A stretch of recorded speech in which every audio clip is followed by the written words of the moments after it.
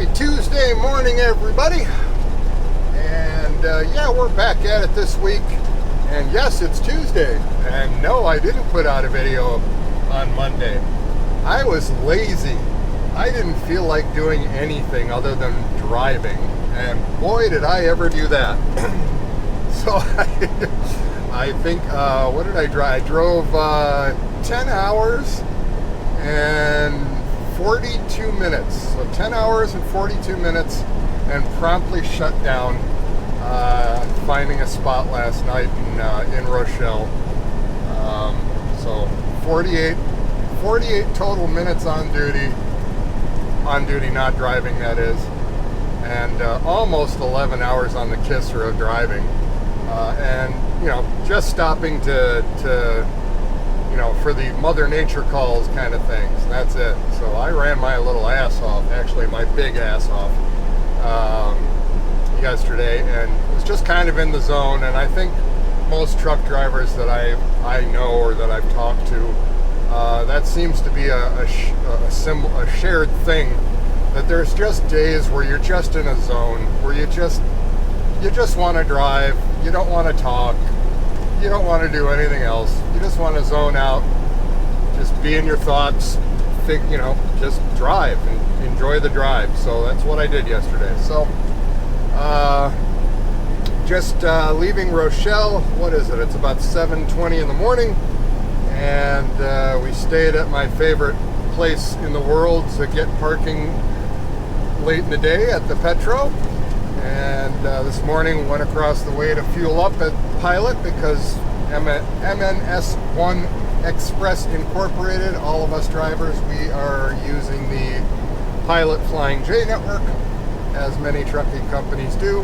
It seems to be either that or Loves, or that and Loves, most of the companies I know. So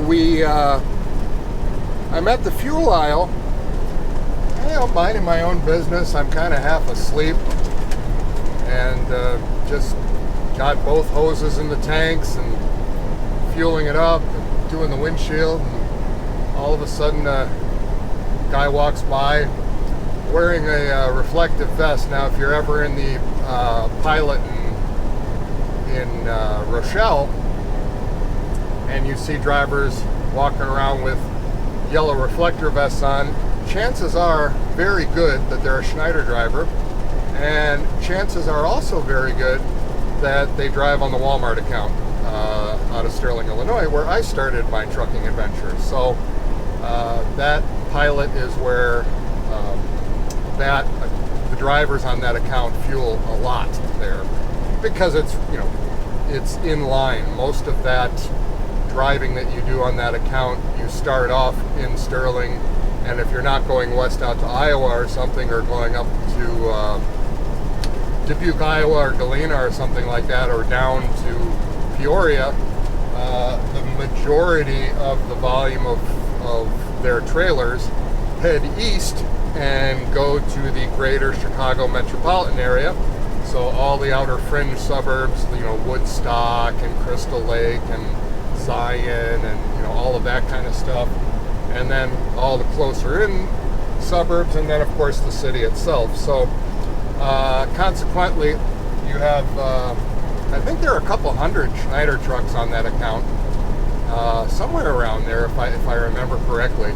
But when you drive this I-88 corridor between the Chicago Metro and and Iowa, you see a whole lot of Schneider Walmart trucks coming and going. So anyway, back to the fuel island, and I catch a guy in the corner of my eye, reflector vest, young guy, clean cut, professional looking dude, and all of a sudden he stops and he's looking at me, and I'm looking at him, and he goes, "Hey, how you doing?" I'm like, I'm doing well, man, how are you? And I'm like scrubbing bugs off my windshield. And yeah, it was the very first time that somebody recognized me from my YouTube videos. So he said he watches my videos. So seemed like a very nice guy. And I don't know if he was on the Walmart account or not. I didn't see what truck he came from. So he could have been a regular Schneider driver. I don't know. But I'm assuming probably on the Walmart account. But so Brett, if you're watching this, hey, nice to meet you, man.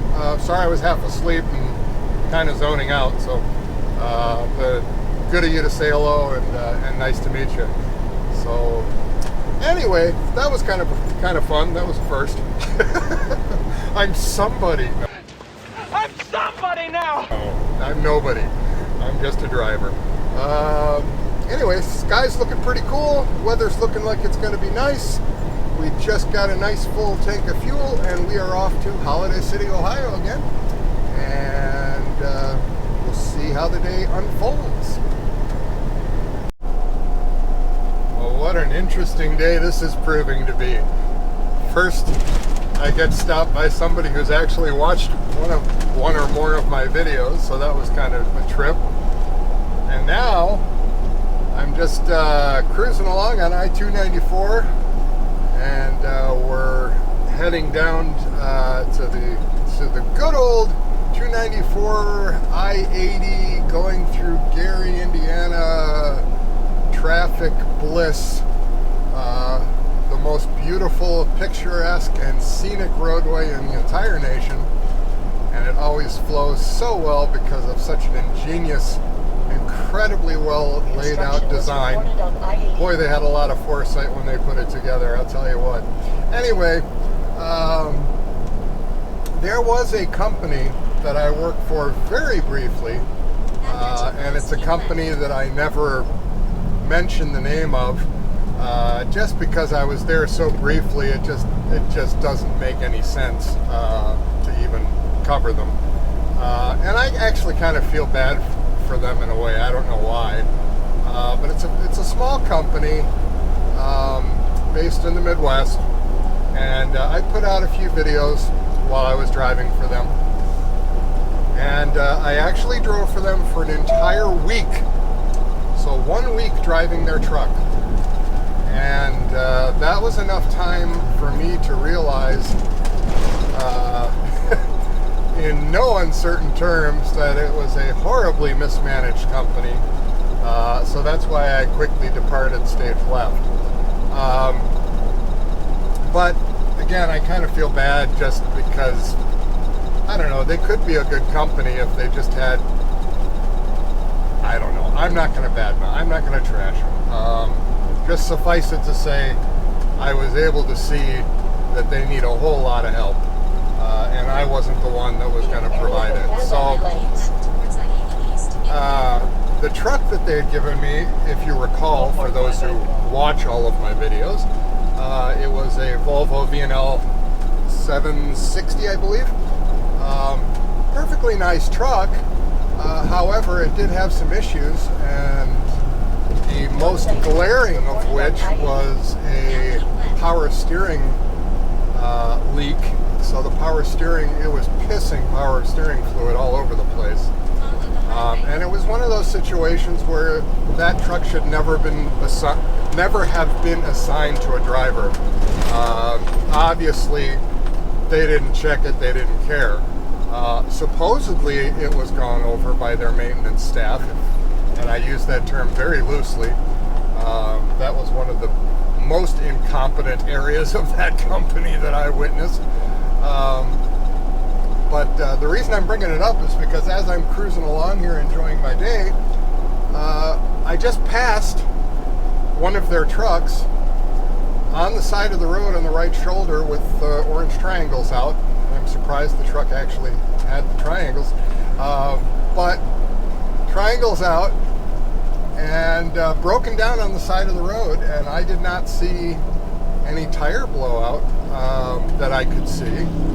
So who knows what the issue was there, but I noticed the truck, and it was that Volvo that they had assigned to me. So the truck that I drove for all of 1 week, sitting on the side of I-294 on this Tuesday morning, broken down. So I feel for the driver that has consequently joined their company and been put in that truck after I departed. And clearly the issues with that truck persist. Gee, I don't know, maybe bring it into a shop and like have it looked at and fixed? I don't know. Call me crazy. But you would think a trucking company would want their truck operating and earning the money and not sitting on the side of a highway. But apparently that's how they do their maintenance at that place. So anyway, I just thought it was kind of weird that all of a sudden I'm driving by, I'm like, wait, a gray Volvo. Wait, what? I look at the number. Sure enough, that was my truck. Oh well, I'm sorry to that driver. Man, that sucks. Absolutely sucks. Nothing worse than being stranded on the side of the road. So my heart goes out to you. I hope you get rescued sometime soon. And we are now entering my favorite place in the world, the Gary, Indiana area. Woohoo!